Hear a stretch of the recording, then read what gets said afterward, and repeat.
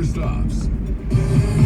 This is 1010 Wins at 92.3 FM. You give us 22 minutes, we'll give you the world. And a very good morning. It's 38 degrees at 5:40 on this Thursday. 5:40. It's 7:40, Scott. You can't turn it back. 7:40, ladies and gentlemen. Thursday, February 8th. I'm Scott Stanford. Here's what's happening. He messed up. The Supreme Court hearing arguments today in Donald Trump's appeal on that Colorado ruling that keeps his name off the ballot in next month's primary.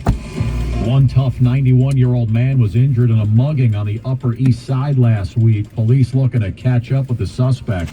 A person of interest now being interviewed by authorities in Yonkers, where an abandoned baby was found in the hallway of an apartment building. A federal judge gives final approval on a settlement that changes the way the NYPD can police protests in the city.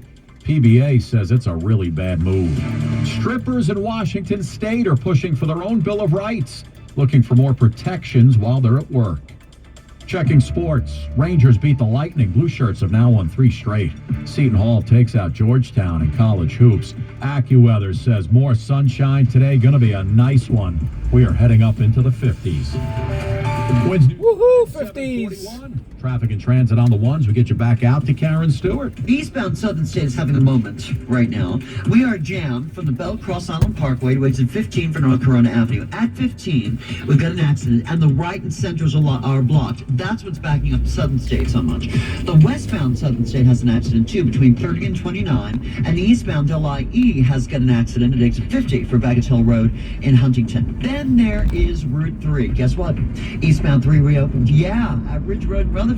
All lanes are available now. The left lane that was shut has been cleared away, and we're starting to break up on eastbound 3. Just keep in mind, from 21 out into the western spur of the New Jersey Turnpike, it's going to be another heavy trip on eastbound 3. Before you get to the Lincoln, the inbound Lincoln Tunnel is 35 minutes as we check what you need to know about the bridges and tunnels. The Holland is 40, the George is 40. The southbound Deegan accident, 161st Street is gone, thank goodness.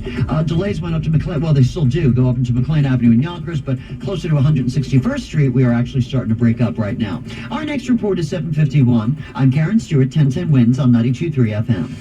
Big day today in the Supreme Court. Those folks are going to be discussing Donald Trump's actions on January 6th of 2021 and whether or not it's grounds from barring him from the ballot in the 2024 presidential race. Colorado took Trump off the ballot in December, claiming he engaged in insurrection against the United States on January 6th, violating Section 3 of the 14th Amendment, a civil wartime amendment which bars certain people from holding office if they engage in insurrection or rebellion or give an aid or comfort to the enemies thereof. The exact wording of the amendment will be under scrutiny today because it does not specifically mention the president, only officers of the government. Trump and his lawyers argue the amendment does not apply to the president because he's not an officer of the government. That's Andrea Fujii reporting. The case marks the first time the justices will be considering a constitutional provision that was adopted after the Civil War in order to prevent former office holders who engaged in insurrection from holding office again.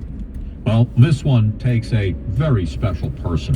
Police are on the hunt for the suspect who injured a 91-year-old man during a mugging on the Upper East Side last week. The victim, at 91, he wasn't going down without a fight. Hyman Silverglad, already dealing with cancer and kidney failure, says no way was he going to let this attacker take his wallet, even though the guy was twice his size.